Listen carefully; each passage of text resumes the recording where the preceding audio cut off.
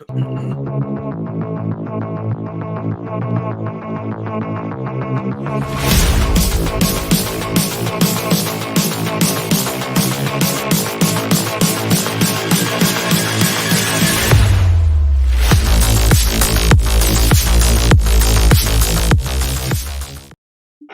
we're live. This is season 1, episode 15 of Faith, Liberty, and Practice. I am here with Kobe Mitchell. Kobe, how you doing? I'm doing great. How about you? I'm doing fantastic. We were having such a good conversation before the show, and I'm like, we gotta get live on this one. This is too much fun to not be live. It's great to actually speak in person. Well, not in person, but actually have a conversation after being in this group chat for so long. I got to speak to Cato a couple of weeks ago, and I was like, I get to hear your actual voice because I feel like we all are just one mind. It's almost like that. Yes, and it's that's been great your best chat. It has been. It's just so random that it came together. But it's been such a blessing. I'm glad I got back on Twitter specifically for that. I barely check my feed anymore. I just get in there and see what y'all are up to. But I'll make like 2 posts trolling, and I'll hop right back into the group chat. That's about it. The timeline is just terrible anyway. I don't want to engage. If I see 15 more Ace Crow tweets on the now, I'm going to kill myself. I'm not doing it. I'm not doing it. It's just hide in the group chat, and we're like, hang on 1 second. I need to throw a live grenade. All right. There's my timeline back in the chat. Shoot, people got hurt by that. That's okay. The master of that is Jay and Jeremy. Oh, gosh. Jeremy can just drop a tweet that is like the most inflammatory, accurate tweet I've ever read. I love it. Jeremy's thing is that he is smarter than you, and he knows it. And you're going to figure that out pretty quickly if you try to engage. Yes. So that's... I am so nervous for the osteotomism one because him and Eincast have like so many disagreements on like physics and what constitutes a logical fallacy. And I'm like, if it happens, it's going to get so autistic so fast. And I just, like, me and Gwen need to get a button repressed. I go, no. Like, okay, we're done. We're not having this conversation right now. We're going to just hit a button and end it. Well, that's I stayed up watching Andrew Pearson and Jeremy just talk about all sorts of stuff. And I do enjoy getting in the car, listening to their podcast for 2 hours, but it's one of those things for me where I think it's neat, but I'm not going to think too much about it. And 2, it has no bearing on my actual faith and how I practice and things like that. Like some people, they really need that, meta stuff.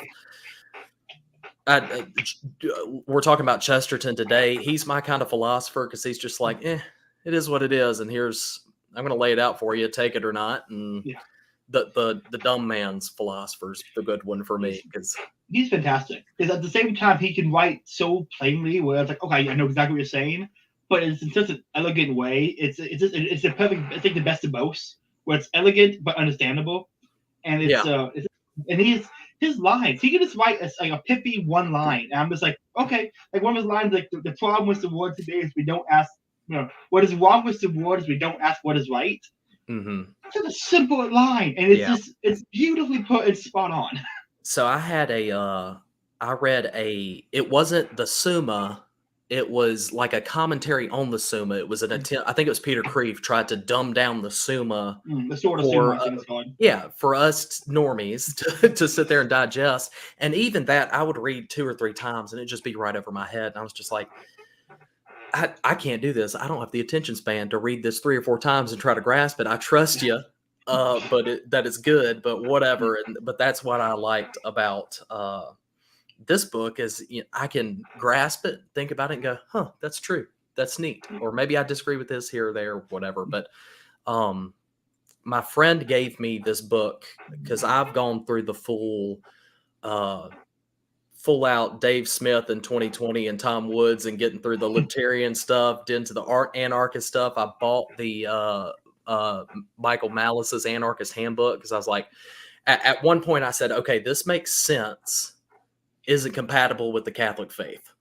And so as I was going with that, I was telling my friends about it that are smarter than me and know what's going on. And finally got to a point of, okay, something isn't pushing me through. What do I need to read to get that next step. And they put this book in my hands, and I was like, yeah, they've got it right. That, the idea that, yeah, the state sucks and I hate it. And they locked me in my house. And, I had 45 employees in April of 2020. I had to call up and tell them, hey, you don't have a job anymore. And I don't know what's going to happen. And, obviously that'll radicalize anybody at that point. But after going through that and then reading Chesterton's book, I'm like, okay, it's not that the state existing is the problem in itself. It's just, it's not set up to do what it's supposed to do. So that was a great little push me through to get to, I don't even know what I am now. It's kind of, I just don't care. I don't think anybody in that group chat really has a firm like what they are. Reformed anarchist. I like that title actually. I like that one. It's just a combination, and one thing I really appreciate about Chesterton is he seems to have a proper understanding of anarchy, and a sense of like what anarchists mean when they mean anarchy, and not just chaos. But and like when he says like the liberty that leads to anarchy, then the perfection of liberty. Like he seems to have an understanding of what that is, and so when he writes anarchy, it's not the modern use for it. Oh, it just means chaos. He actually uses it in a way that is the way a libertarian would use the word anarchy. And so, like, okay, you read this as a libertarian. Okay, I understand the language he's using, and he's right. And he beats you with 100%. It's fantastic. It's really just phenomenal. I mean, I read his biography of Aquinas recently. I'm always blown away by the 20th century intellectuals. Yeah, it's good. The 20th century intellectuals, just like Eric von Knut, Mises, Chesterton, these 20th century intellectuals are just, specifically the European one, this is a different breed of intellectuals. They have just a rounded amount of like knowledge of everything almost. Like Chesterton, like what was it? One of his books, he has like an offhand remark like the fall of Rome. Like this names the gods out, like preference to it. Like, everyone's just noticed already.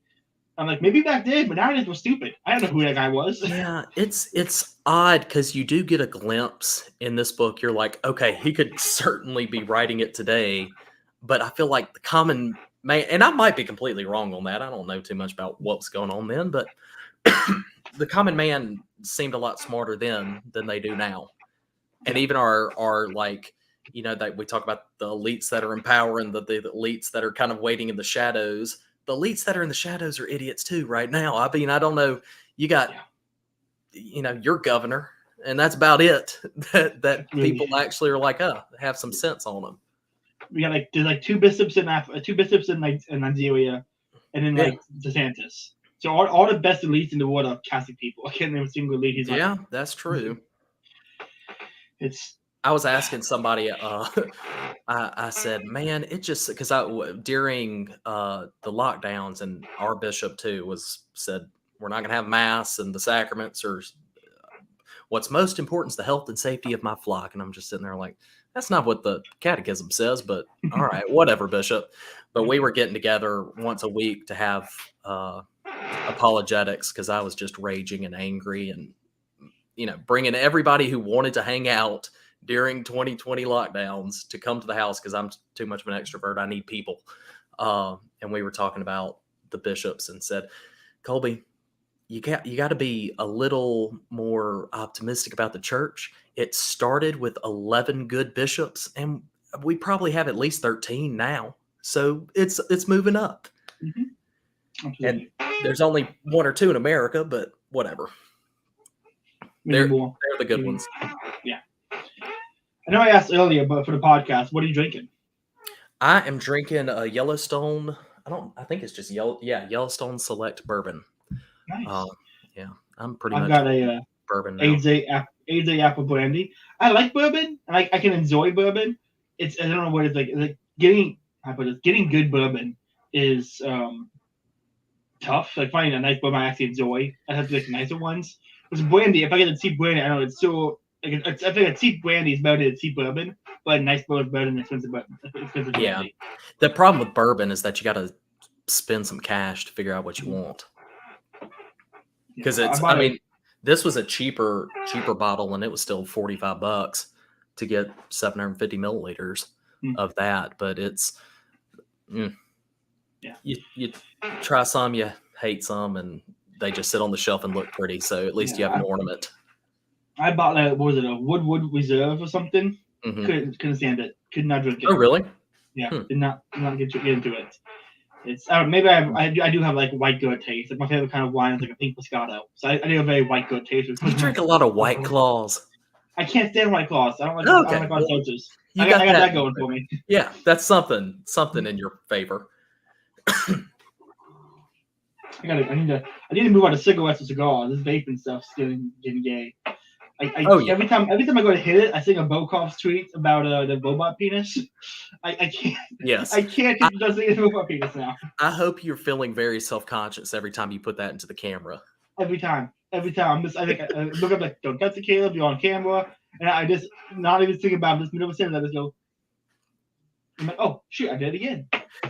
I've got pretty bad asthma, so like smoking a cigarette, a cigar, a pipe, anything is like me trying to commit suicide, basically, is what it looks like, which is one of the great sadnesses of my life and sorrows of my life, because I want to pretend like I'm going to the cigar lounge and being like Chesterton and C.S. Lewis, sitting down, having a pint, and I'll never be me. I'll always be kicked out of the room. Yeah, I can't. Last time I went to a cigar lounge, it was a bunch of like boomers, and I can talk to boomers if they're not black-pilled. Yeah. But if they're like the doom and gloom, or like, well, at least I'm dying soon because the world's going to shit. I'm like, I don't want to hear that, man. Come on, I'm young. I don't want to hear this. I got 2 kids. I don't have the luxury of being black-pilled on any of that. Yeah. Plus, things look good. They're looking up. And I want kids. If I'm black-pilled trying to find a wife, that's not gonna work out. Yeah. Hey, do you want to spend your the rest of your days in despair with me in the corner? Which says, if I ended up with my Tinder bio, I'd probably get more matches. Which that is sad. Thanks to What's Wrong with the World by G.K Chesterton. It's me. But he had some. I'm seeing in my. I closed out the docs page. I had a note saved on here. Let me bring that back up real quick. He had some fantastic lines. I want to read one of these lines off here real quick. This is on marriage and the importance of marriage. He wrote, "The two must hold each other to do justice to each other. If Americans can be divorced for incompatibility of temper, I cannot conceive why they are not all divorced. I have known many happy marriages, never a incompatible one. The whole aim of marriage is to fight true and survive. The instant when incompatibility becomes unquestionable, for a man and a woman, his sets are incompatible." I think that is just he properly understanding what marriage is, and that quote kind of sums it up. Like there's a weird problem today with like I have a lot of friends who want to get married to go to dating. I'm like, you guys, why? That's why I won't get married. Like, oh, because like the tax benefits and we want to be happier. And I'm like, you're already living together.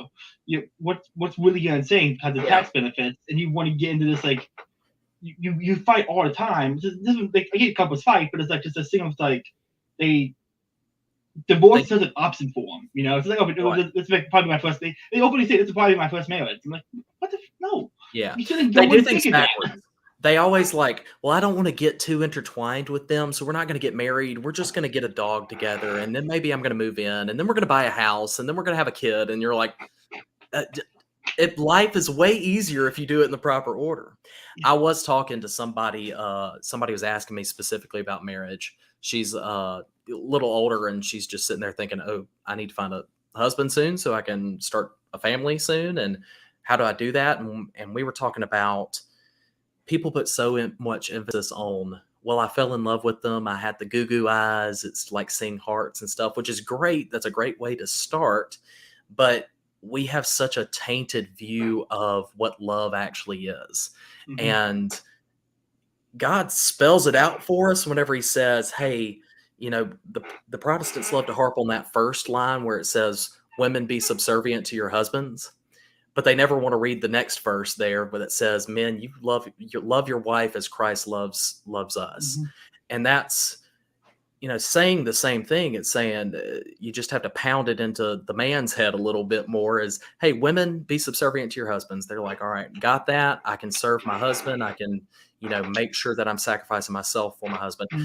He has to sit there and go, listen, men, I don't think you heard me. You love your woman and sacrifice everything possible Mhm. up until the point of death for your woman. And that's a choice of love. You have to Yeah. choose to that, love is a verb, not a I literally feeling or wrote emotion. down when we started, love is a verb, not a feeling. I Yes. literally wrote it down to say that when you got done. Like, it's exactly what it is. Like I ask people all the time to do. Like I'm a huge fan of like philosophy of love. Like my favorite philosophy book is Plato's Symposium. I'm all about Hmm. talking about what is love. And I ask people all the time, hey, like this is like my conversation starter, like a party. What do you think love is? So I'm not kind of like autistic nerdy guy when I'm at a party. I'm like, small talk. What is love? And they normally describe it like, oh, the moments when you're happiest with somebody, or when you really feel attached to something. They start describing all these like feelings or accidents, the feelings and like moments they've had. I'm like, no, no, love is willing to good for another for the sake of the other. And like, what does that mean? I'm like, okay, let's start at the beginning here. I have to start like walking them through all of it. But at the end of it, they're like, no, because what if they like do this and start naming all the things they might do to make them want to break up with the person? Well, they never really loved them. Yeah. It's just a no one properly understands what words mean, so they're still using these words as these new definitions. And nothing makes sense anymore. Yeah, when you really have love figured out, and I say that as a couple, when you feel like you're really jiving, you always want to feel like you're trying to do more than the other as far as sacrificing, but also feeling like you're just not there. And when both of you are feeling that way, it's really clicking. You're sacrificing for each other. It That's makes it real easy to sacrifice for your children that's exactly what and my parents did. The only time my build up. parents have ever, only time my parents have ever argued is they've argued about who was going to give up something for the other person. And they both want to go see a movie and they want two different movies. They'll argue about who's going to give in the city. Yeah. Like who's going to, I'll give in for you. No, I won't give in for you. Like that's what they argue about. They never argue about anything but like who's going to make the next sacrifice for the person. And it's like growing up, I've never seen them like actually argue or have any problems. And it's like very, very partisan, but they get it and they understand it, which is just, I'm very thankful with all my friends with like divorced parents or that kind of stuff. And I'm very thankful to have that example in my life. Like, okay, this is what marriage should be. It's a very high goal. I see women nowadays, I'm like, I gotta find one. There's gotta be at least one more out there, right? Yeah. We can't all be these nihilistic whores. Well, and I think it also, when you're looking at how Chesterton's viewing the family, it is very hierarchical. He talks about the home is the only place where there is anarchy. And that is true in the sense, but like our house, yes, it is anarchy where if I want to shove the couch up against the wall, I can. If I want to get my office set up, a certain way, I can too. But there is, when it comes down to it, there's actual order to things. Like I Yes. don't have the, stuff nailed to the ceiling or, the TV upside down or whatever, that because it makes no sense. So the home is working anarchically, but there's also the understanding of, okay, who is the primary decision maker in the family? And well, that's obviously going to be the man of the house. That's me. I'm making the decisions, but I'm not making those decisions like fist on high of I proclaim that we will do this. No, I'm getting the input from my wife, and she's helping talk it through it, and we Mhm. figure out all the best options, and typically we're on the same page. There has been, I think, once or twice where we weren't on the same page, but I made the decision for what's, I believed was best for the family after weighing all those things, and she accepted it because she understands the roles of our household as well.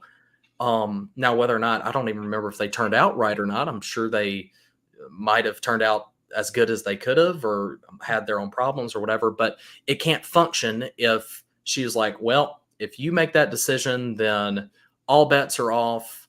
I'm making this decision anyway. It just doesn't work like that. So there is Yeah. a natural order to things. And it's not something we ever discussed either. We're just both, well, she wasn't Catholic when we got married. She was like a wandering Protestant, but she's Catholic now. She understands, hey, here's Dad what move. we're called to do. And yeah, it's the best conversion technique. Find yourself a Protestant girl and bring her into the church. Um, but she and I understand how life works and how a family's going to run in a structure. And she doesn't want to make the decisions that I have to make. Even though they affect her, she doesn't want to hold that responsibility because that's not how she's naturally oriented to do. You might have some instances where you've got the strong woman and a weaker man, and it works that way. But the roles are still there, and somebody has to fill the role. It just can't be left open. Yeah, exactly. You mentioned that quote from the family. I mean, in the home, and I'd say, I want to read it off real quick. I'm sure I can find it. Where's it here? For the truth is that to the moderately poor, home is the only place of liberty. Nay, it is the only place of anarchy. It is the only spot on earth where a man can alter ways suddenly, make an experiment or indulge in a whim. Everywhere else he goes must accept the strict rules of the shop, inn, club, or museum that he happens to enter. He can eat his meals on the floor in his own house as he likes. I often do it myself. It gives a curious, childlike, poetic picnic feeling. There wouldn't be considerable trouble if I tried to do this on the ABC T-Stop. Dude, Chesterton has some of my favorite stories are from Chesterton. Like Mr. Barron has a video on Chesterton on YouTube you can watch, and it's phenomenal. Two of my favorite Chesterton stories are one, he was constantly getting lost and wandering, and like he took a train to go to a meeting, and he ended up in a different city because he didn't pay attention to what train he got on. And he had to like call his wife and was like, "I am here. Where should I be?" And he was at some dinner party, and he was like debating this woman on something, and they were debating late into the night, and she fell asleep, and he just continued on the debate, making a point, debunking his own point, and continuing on alone with the debate, just ranting by himself for the entire night. I'm like, I love it. It might have been in this book where it talks about, if not, it's still pertinent to this of when women are speaking and in a group together, they know who's having the conversation. It flows a lot different. I'm talking now and I'm imparting my wisdom here. Okay, you're talking now. And if you get the same 5 guys get their husbands in a room, they're all talking into the ether and trying to understand things, and nobody remembers who said what. It's just almost like bringing your minds together to try to understand the world around them.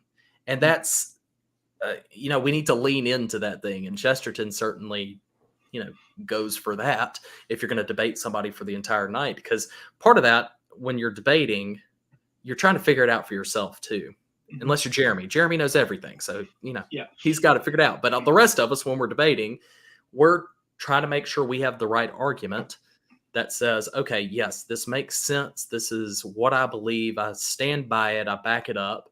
And a lot of the world still has that inclination, but they don't have the humility to go, oh, wait, I was wrong here. Yeah. I need to change this up. I need, you made a great point there. Let me figure that out. That's one of the reasons, it's great that we're talking on the internet. We figured this out. We figured out that kind of, way of thinking, but it helps to actually sit down and talk to somebody, because when you say something out loud around other people where they can hear it, and they give you a look that says, that was a really stupid thing you just said, you need to hear that and see it so you can refine and be better. So that's why you need people in your personal life who are of the same mind. Because if I go to my friend group, it's like an all neoliberals, and I say God is real, I'm going to get that same look like, oh, this guy's an idiot.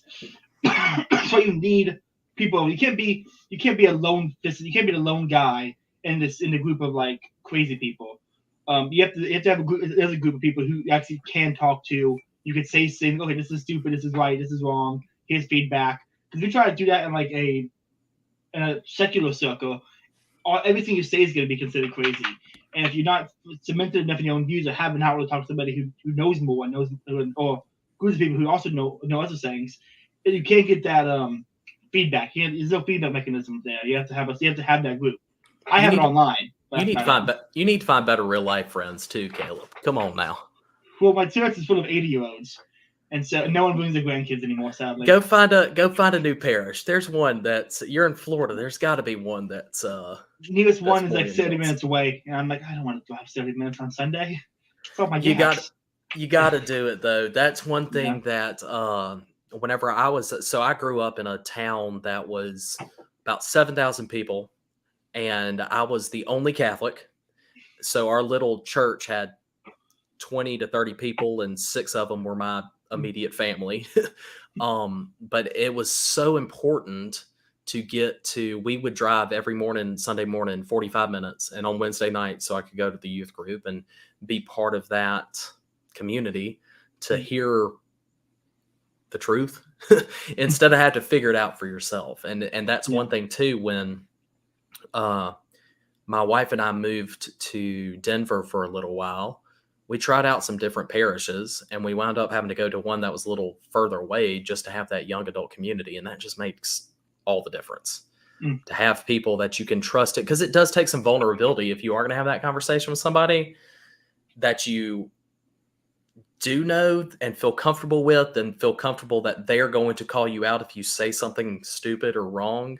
Otherwise, if you're talking, like, I bet in your friend group, you're sitting there thinking, I have to have my argument locked down in case I get pushed on it or pressed on it. Which is often. And it's exhausting. That's exhausting too. You do need a way to grow organically there too. So if you don't mind me asking, how old are you? I am 27. 27, married with kids. I got married when I was 22. So I started college at Mississippi State, and I was dating who was my wife, but realized God was calling me to go a little deeper in discernment. So we broke up, and I spent a year discerning the seminary and got signed up. Got my uniforms and went to serve one of the masses. I think a priest ordination, or it was our bishop. Our current bishop was being installed in Jackson, and I was in all of the pictures for the seminarians. And 2 weeks later, before classes started, God slammed the brakes on that and kind of called that quits. And so for a year, I was getting asked, "Oh, how's seminary?" I'm like, "I'm not there anymore. This is my girlfriend now."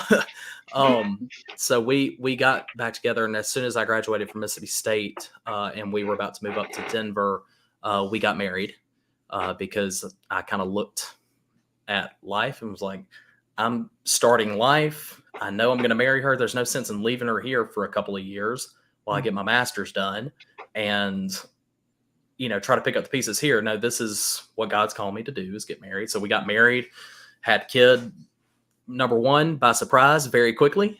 So I was 23 when I had my first kid, and 24 when I had my second kid, both surprises, blessings, I guess they would be. But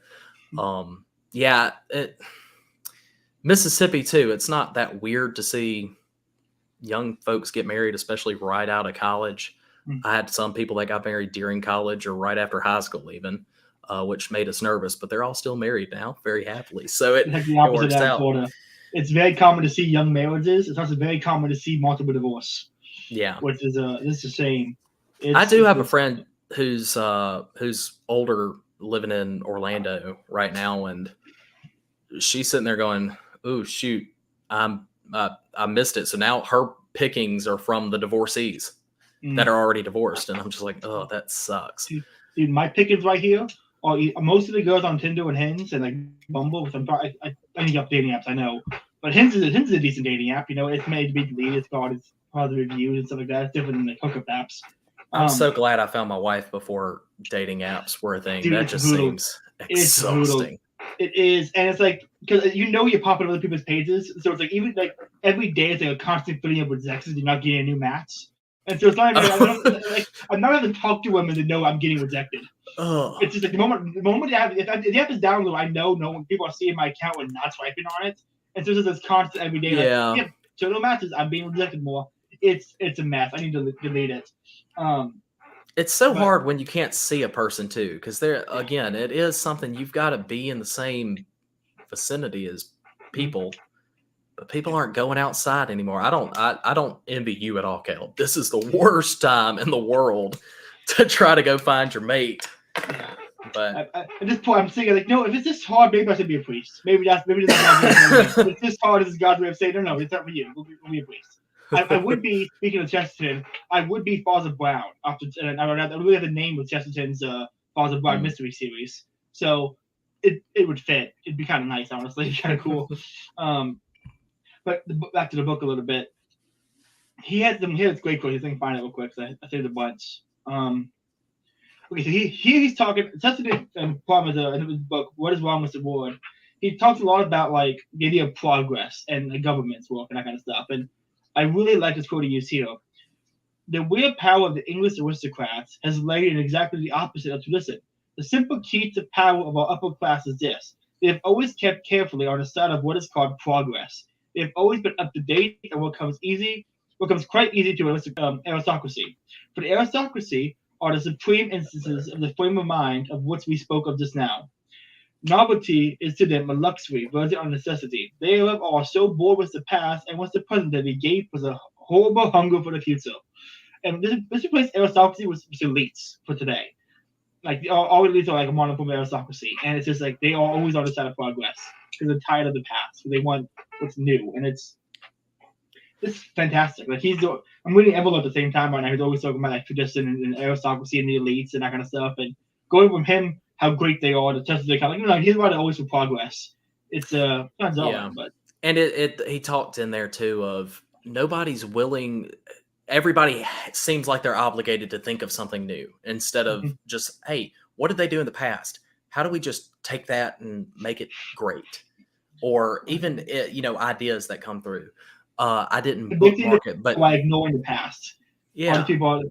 It's my favorite quote in that entire book that he had, and I'm sure you wrote that down somewhere, was that the world did not try Christianity and find it wanting. They found Christianity hard and thus left it untried. I'm sure I butchered that quote, but it's pretty close. It's spot on. I mean, yeah. So, and it's that ideas of, okay, yeah, we have surely after 2,000 years after Christ, plus the, what do the Protestants calculate our world at? 4,000 years before that. But surely with all that time, we could have figured out how to have a society that works by now. It's not like, okay, everybody was wrong, but this niche new idea where we're going to have drag queens teaching our children in the school, that now we've got it figured out. No, it's okay. What worked in the past? Okay, try that. I know it's hard. Yeah. It's going to take work and you're not going to be uber comfortable necessarily doing it, but that's what's right. And that's what works. Yeah. We know what it's, we know what already, succeeded in creating a long-lasting civilization. That was one thing I always in school. They would sit there and go, "No, you got to think of something completely new." And I go, "How about I just regurgitate these ideas that somebody else already had and put them in my own words and just say, here's why this works. I'll get a solid B and we'll move on with life and it'll be great." Yeah, everyone wants to do something new, and most people aren't smart enough to figure out what's new. I mean, they can't figure out a new meal for breakfast in the morning. They just have the same bowl of cereal probably. And they're expected to create new ideas and new everything. And it's just like, no, it doesn't work like that. There was, it might have been one of the first chapters. He comes in here and said, the hospital by necessity may send a man home with one leg less, but it will not in creative rapture send him home with one extra leg. Medical science is content with the normal human body and only seeks to restore it, which thank God for Chesterton not having to see today where, we're trying to tack on some extra parts to this, that, and the other. But I read these old authors and I'm like, I wish Chesterton and like Jacques Maritain could have seen today and wrote about today. I would have loved, like, I'm glad Chesterton had the stuff for true. We had the stuff for true, but I bet you his writing about today would have been incredible.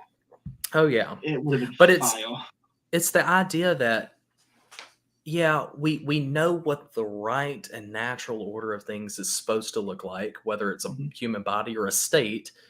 But if if the human body's sick, what are we going to do? We're going to try to eradicate the disease. What's the First, we're going to diagnose what's the problem, and then we're going to eradicate it. The problem is the disease, the cancer in our society is just sitting at every institution of power.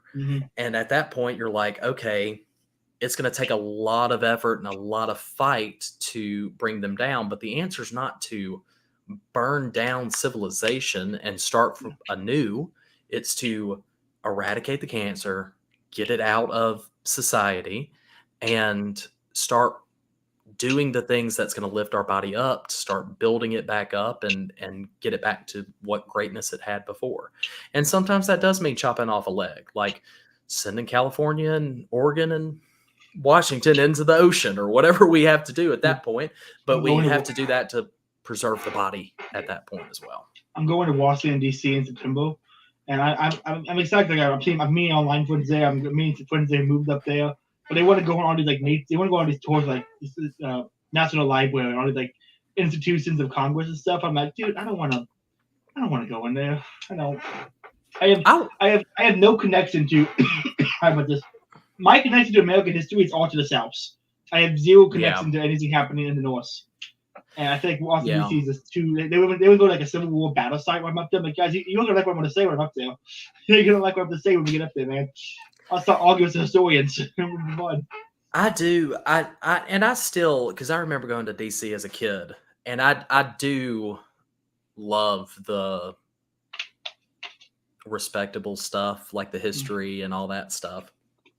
I do see, obviously have a lot more connection to the South as well. I love to go to our old, we have like the Capitol building, but we also have the old Capitol, which is now a museum where you can press a button and hear people debate and stuff like that.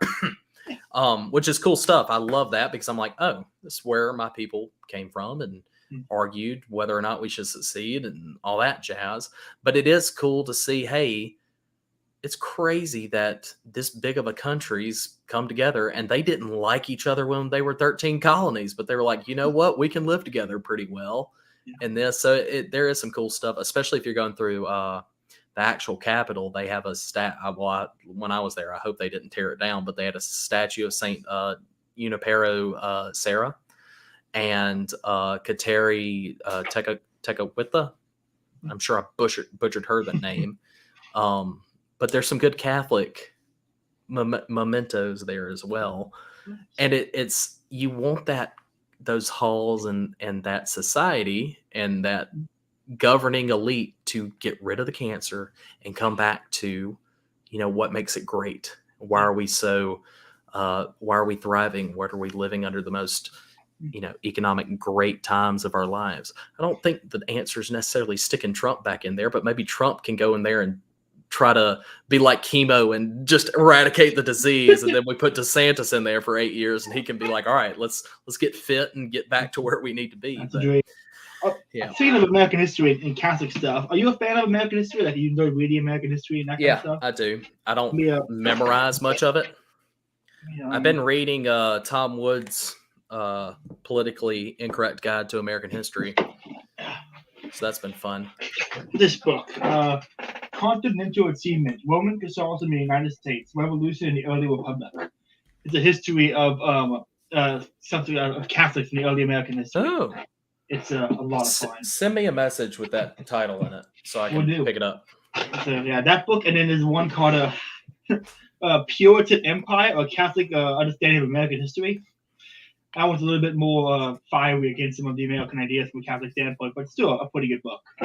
This is one thing, like being Catholic. Like, America is such a deeply Protestant nation that trying to find like the spots of like the good Catholic American history is way. When you do find it, it's always really interesting and really, really fun to find.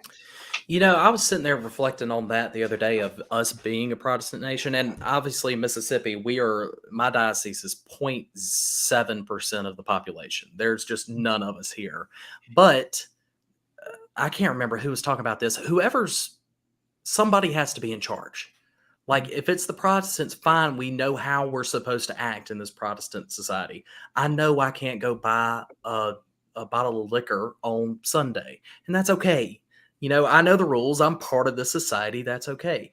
Same as if the society was, run by Islam, the state of Islam or whatever. Okay, I know what the rules are and how I'm supposed to be in the society. It's whenever you have all these competing forces where you're like, nope, we're going to have our liquor on Sunday, and nope, women can't go outside without their faces completely covered. When you have those competing cultures that are in it, things just start to collapse. Yeah. And that's why I'm okay with it being a Protestant country, as long as I'm not getting, burning crosses with white robes in my front yard. That would be, I never understood the burning crosses thing. Like, why would you want to burn a cross? I never got that part. Back to the book. This is really what Chesterton. Like, he writes in such like at the same time, it's very pinpoint, but there's so many things to draw out from one quote. You can just go off on tangents from each quote almost, and so it's there's a lot of times I'm listening to this audiobook, I had to pause it just to think about the implications of one of his lines before I go back to the audiobook because it's fantastic. I'm just gonna find it. Let me grab another drink real quick. Look on. What's that quote? Let's see here. I got a few. Here's one. Men never tire of political justice. They tire. They have grown tired of waiting for it. I thought that was a fantastic one. That really points to the fact that no, people today aren't people say they're tired of any political thing to happen. They're tired of it. Really, they're not tired of the actual political single time. They're tired of waiting for it to be fulfilled. Or there's for lack of a better term here, it seems like American politics is in a perpetual state of edging, where there's never the climax, there's never the release. It's always it builds up, and we move on to the next thing. It builds up, and we move on to the next thing. There's never this release. There's no release valve anymore. It used to be things would build up, and then you would vote, and that was a release valve. It was voting, you got win or lose, and there was a break. There's no release valve anymore. It feels like things are just building, and no one gets a break anymore. Yeah, I don't know if I agree with you on that, because the release valves, I think, are the recessions that come through. Because then everybody gets their heads on straight, and they're like, well, we can't live with this anymore. There's no chance that Joe Biden's going to win again. I mean, the life's just not good enough unless something crazy happens. I think economically, I agree. I think culturally, there is never. I think we're past the point of releasing cultural debates here. I think this is a perpetual build-up here.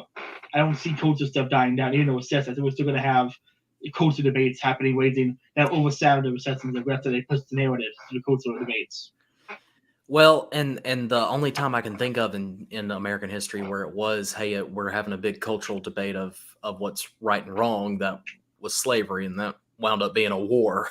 So that's kind of what I'm afraid of, is that we get to the point of we just can't do this anymore, so we're going to go to war with each other. That's one of my biggest worries right now, that the culture war will go from a cold war to a hot war. And I'm really black about how about this.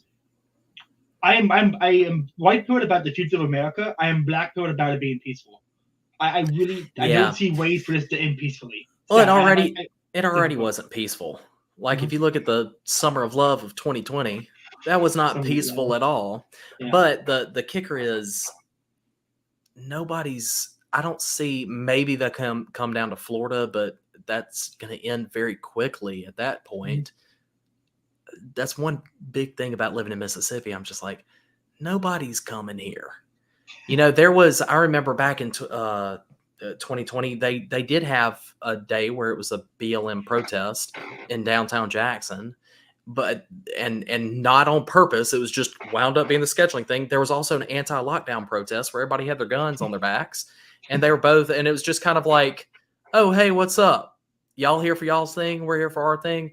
We're just too small, and there's everybody's neighbors, so we're not going to kill each other over this, that, or the other. It's going to come down to the individual states of, if living in Denver, there was a big difference between the middle of Denver or going down even 25 minutes down to Castle Rock or something like that, or going from Boulder, which is the craziest place. I've never gone to Boulder where I didn't see some dude smoking weed, riding a longboard with his shirt open.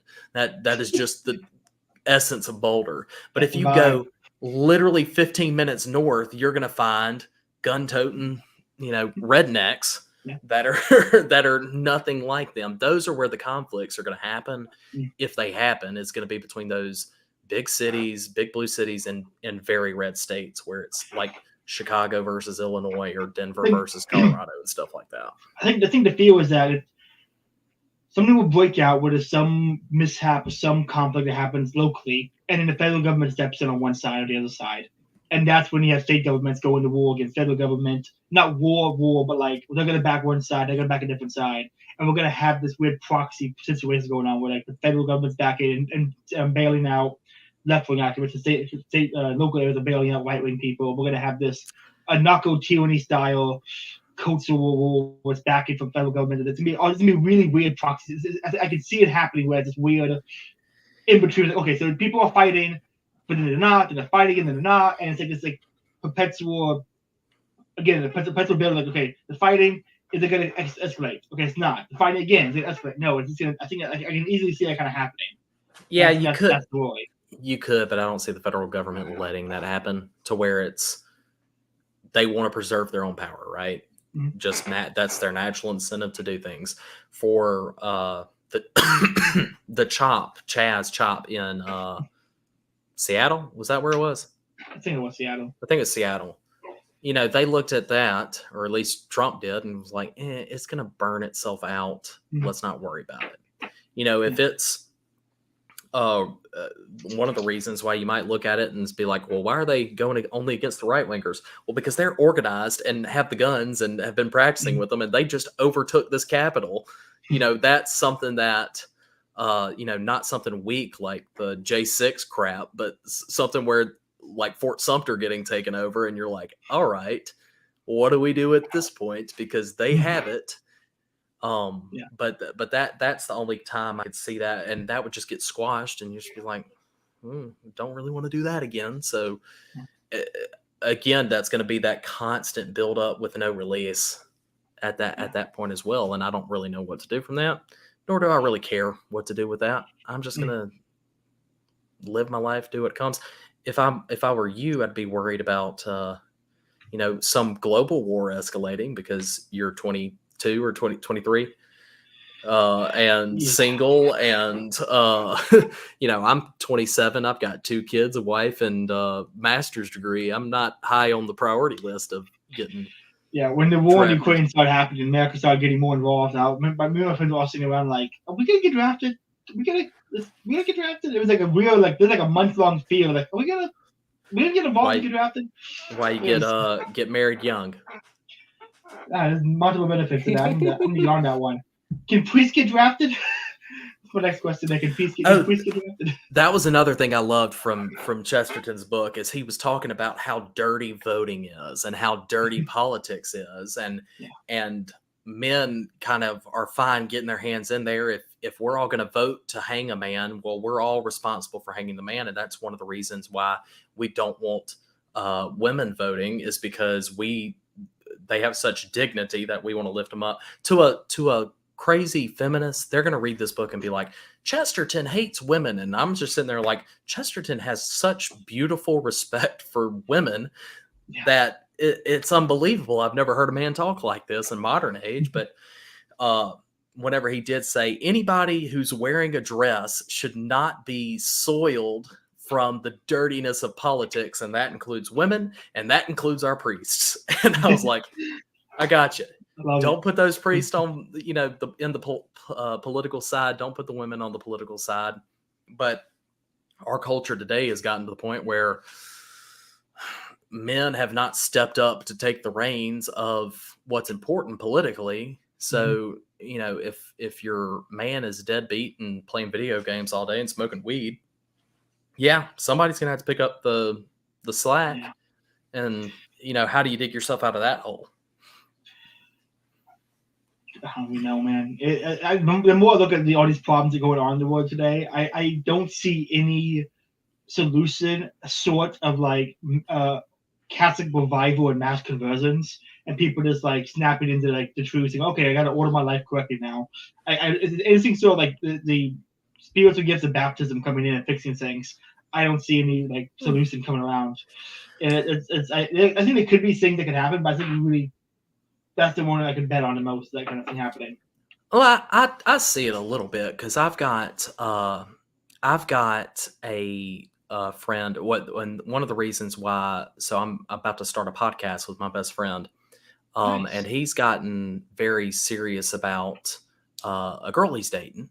Well, that's kind of got him thinking about what's the right order of things. What should I be doing? You know, he was raised Catholic. He doesn't go to mass unless it's Christmas or Easter. But that is something, one of the reasons why we're doing this podcast is so that he can try to figure these things out. It comes with, hey, I actually want to do something with my life. So I just start digging a little deeper and seeking the truth more and more. Mm. And maybe they don't wind up all Catholic, and that's fine as long as they're getting closer and closer to reality. But that's what we're wanting to do is start pushing the people that actually want to be part of society and part of life and part of, the beauty, which is life, into the right direction. And then you'll have that revival. And if they're not going in that direction, well, they're going to die off because they're not having kids. They're literally sterilizing the kids that they do have, that they're going to teach all these things to. It's, it's very sad, but there's natural ways of the world correcting itself. Just the same as if there's a natural disaster, well, things are going to start growing in its place, and that's the world is healing at that point. I can see if a guy is getting serious in a relationship that happening.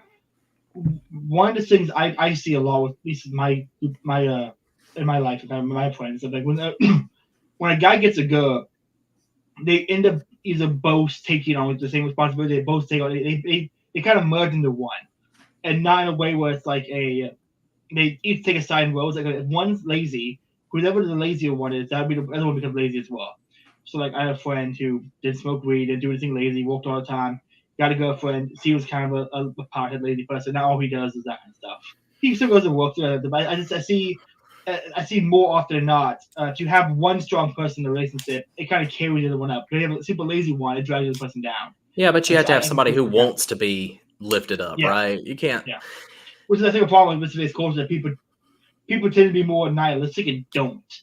Yeah. Which is something that is a real issue is like the Sutter Nihilism not caring, which is something I see a lot in today's culture. People just don't care anymore, and those who do care will find a way. But there's so many people who don't care that we have to find a way to get them to care. And I don't know how to do that. How to get them to care. Well, part of that too is if they do naturally don't start building each other up, eventually they're going to have kids. And that's one of the beauties of Roe v. Wade getting overturned is it's going to force them to be like, oh, I've got to worry about this child now. And that snaps you into, sober reality, unlike anything else. I had some neighbors that they just moved out and got a better job in Baltimore or somewhere like that, where both of them were extreme potheads and still are to a degree, but now they're sitting there going, okay, I've got to make choices that are best for this child. What do I need to do? What's that look like? And it pushes them a little further back into reality. Because that's what we have to do is we have to push them back into reality. It's not even, hey, the ultimate end is God, and that's what we're trying to pursue and trying to be with him in heaven. Well, these people are so far away from that they just need to get back into reality. It's like there's a well-worn path and we're trying to keep them on that path. Well, they've just run straight off the path. They're starting to run towards the cliff. The first thing we got to do is tackle them, keep them from jumping off of that cliff. And then maybe we just walk beside the cliff and be like, okay, let's not get all the way in the cliff and then lead them closely back to the path. That might take an entire lifetime, but that's the challenge that there is in that. So I'm not in the mode of, well, we just need some hellfire and brimstone to come rain down and destroy us and start over. And I think a lot of that's because of Chesterton's book, saying, no, just take the parts that aren't working and restore it to what it's supposed to be doing, where it's in its natural state of being, so that we can start growing and growing and growing. And there's not much we can do about that other than start building up our communities locally. We get to vote every 4 years or whatever. But I mean, for me, your vote matters. But for me, we're just going to vote whoever's the Republican, no matter what. In Mississippi, I could write in whatever I want on there. So I don't even have that luxury necessarily. Not that I want it. I'm glad that we're red, but you got to write in Kanye, bro. I think I did vote for Kanye this last election just because it's like, that's hilarious. He's there. I'm going to get my senators. I'm going to get my House members. But Kanye, sure, why not? I wish I voted for Kanye. I voted for Joe Jorgensen. I still voted for Kanye. I was still in my libertarian phase then too, but I could not pull the trigger on Jorgensen. I didn't know who Tom Woods was at the time. I was like, I was just like, Joe Jorgensen was like the only libertarian I knew of. My friend Taylor said, really? okay, these are the guys I like. And then I found him like interview with Tom Woods. I'm like, this guy's better. I heard her talk too many times. Like you don't have a freaking clue. But no. Dude, I went to one of his speeches in Tallahassee, and he said something, and I should have done it. And I knew he said that I was like flat out incorrect. I'm like, anyone have any questions for me now? And they from the line. I'm like, I used to get in line and push back. I know what he said was wrong. Yeah. He said like, South Korea and China, South Korea had lower rates of COVID than anyone else. They didn't go into lockdown. I'm like, yeah, because they dragged people out of homes and put them in a concentration camp. Yeah. You arguing for that? Like, I should have got up there and pushed back on him. I'm like, no, I'll be nice. I won't do that. And there's so many times where I see people do something like, I see so many people say things that are stupid. I'm like, no, I'm nice. I'm not going to push back on that one. I walk away like, no, I should have said something. I'll push back on it if I love the person. Mm-hmm. If I don't love the person, I'm just like, you go live in fantasy world. But if I love the person, I'm going to push back on them and make them think it through, because that's my community. It hurts me. It affects me if I'm sitting there, not in a selfish way, but hey, I care about the health of us as a community here, whether it's my brothers or sister, or whether it's my, actual next door neighbor. I've got to make sure that we're all, working for the same good for their sake too. We're coming up on the end of the podcast, sadly. Before I ask for your plugs, what are your final thoughts on the book? What is wrong with the world? Why should people read it? That kind of stuff. I like it because it will, get you oriented in the right direction. It's not going to be something that just jars you by how radical it is, because it's not really radical. It's just saying, the primary question in the book of what's wrong with the world. Well, the problem is that not too many people are asking, hey, what's right? What is the right thing to do? And what should we be moving towards? We just trumpet through progress, but we don't even know what that means. So it gives you the right orientation to at least sit there and go, you might not agree with Chesterton on what is actually right with the world, or what should be, or what is the right, part of life that we should be holding on to. But it at least gets you thinking in that sense of, okay, what is right for my world? What do I need to be doing? What's going to make the best impact on myself, my community, my family? Whether you're living with your parents still, or whether you've got your family of your own, it's still, there's something that we should be doing to move us forward and move us in the right direction. So it's a good orientation of what's right. Couldn't have said it better myself. Kobe, this has been an absolute pleasure. Thank you so much for coming on. Where can people find you at? What are your plugs? So my Twitter is Colby Mitchell 34. And that's where you can find my Substack, colbymitchell.substack.com. I am starting that podcast. We're recording tomorrow. Nice. The podcast is called The Pious, the Pig, and the Podcast with my co-host Davis Pig. So the idea behind that podcast is there are some great ones like Contra Gentiles. That is that meta stuff that's way up in the air that is cool to think about, but it doesn't really have anything that you necessarily have to grasp onto to understand Christianity. It's just helps deepen you there. And then there's also the other stuff that's just like kumbaya and my feelings are like this and Jesus is great. And that's not what we're trying to find, that good, sweet middle ground of why is it important to be Catholic and what's fun about it. So that's The Pious, the Pig, and the Podcast. You can find that on my Twitter as well. And that should be released this week. Fantastic. Well, Kobe, thanks for coming on. Guys, this has been another episode of Faith, Liberty, and Praxis. I got nothing new coming out this next week. I'm taking a little break, do some school. My next podcast coming out should be August 6th, which will have Contra Gentiles, Popular Liberty, Ancast, Bocov, and myself. We're going to have 6 people talking about Martin Luther and Rene Descartes and the effect he had on Western civilization. So big brain, big high-level stuff. It's going to be a lot deeper than this one went through. I'm probably going to sit there and silence most of it. Like, What about, okay, That's probably what we do most. I'm going to try to, I think more or less now, I'm probably just going to be leading and making sure it doesn't get too off topic or too autistically screaming at each other. Have a mute button ready for both of them. Yes. With Andrew, Jeremy, Grant, and I'm, if economics comes up once, it's over. Everyone's just going to go all over the place. And it will. Yeah. It will. It's the first gonna be thing that'll fun. come up. Oh But yeah, I think look forward to that one. It'll be a fun time. I'm very excited about it. But anyway, guys, thank everyone for listening. Yeah, have a good night.